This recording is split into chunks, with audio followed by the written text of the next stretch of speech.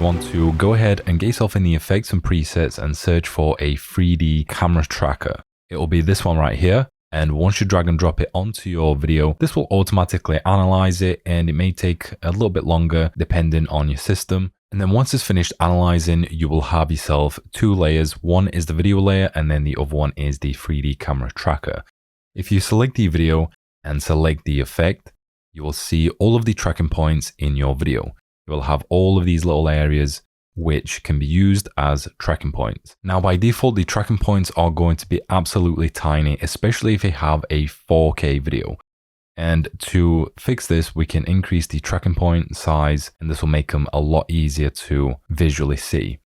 Now, you want to have a look through your video, and you want to basically plan where you want the text to be. So what I'm going to do is I'm going to look for the very best tracking point on this rock that I can use. And in this case, it would be this one right here. You just want to simply left click once you found yourself the area. This will link the best three that are nearest to each other. We can right click, and then you want to get yourself a create text. This will automatically get yourself a nice text layer, which we can of course customize, and we can change this to, let's say we want to type in 3D. Now, the great thing about this is that it will automatically keep it on this area. So all we need to do now is simply customize how we want the text to be displayed. And in this case, I want the camera to basically fly past the text. Rotate this. We're going to bring it a little bit further up, right about here. Slight rotation, but I want it to be closer to the camera. So if we see this, there we go. That is looking really good. And then from here, if you wanted to add in some more text, let's say further down the stream, you want to add some text right here. We can once again go back onto this layer and then select the camera tracker. We can use the ones at this rock right here. We can right click, create text, and then we're just going to change the tilt, bring it back up to here, slight tilt. About here, a bit higher up, and right about here. So if we have a look at this now,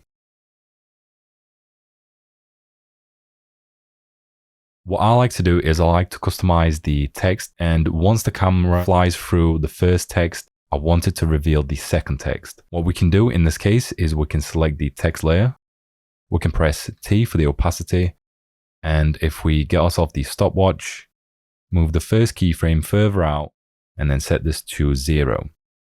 This will just slowly reveal this text as the camera is getting closer. We can also ease the keyframes, and this will nice and smoothly introduce that text. And then once again, finally, we can add our very last text layer if we wanted to. So let's say further down the stream, and there we go. So if we have a quick preview, you can see we have the camera flying through, nice and smooth. Everything is tracked very accurately. Now, let's say you wanted to take this a step further and wanted to animate the text. What you can do is you can select the text. If you open it up, you can go to animate right here. We can get ourselves a position and the opacity. Let's say that we wanted this text to ramp up and quickly fly up into the scene. We can lower the opacity to 0. We want the position to be around, let's say, 380. We want to open up the range selector and then set the offset to 0 for the first one. Go further out and then set this to 100. If we have a look at this, this will ramp up the text. We can once again ease the keyframes. This will just make it smoother. If you select the offset, you can go over to the graph and you can edit the speed graph in here by right clicking and then going to speed graph. This will allow us to drag this point in, drag this one out. Depending on your preference, if you want it to be quicker or slower, you can just keep on adjusting this. We can also change the value graph as well, and we can smoothen this even more to something like this. And then finally, the last finishing touch, which makes this look even better, is to add in some motion blur to the text. Switch in the mode, and it will be this mode right here. You want to enable the motion blur, and this will add in some realistic blur to the text.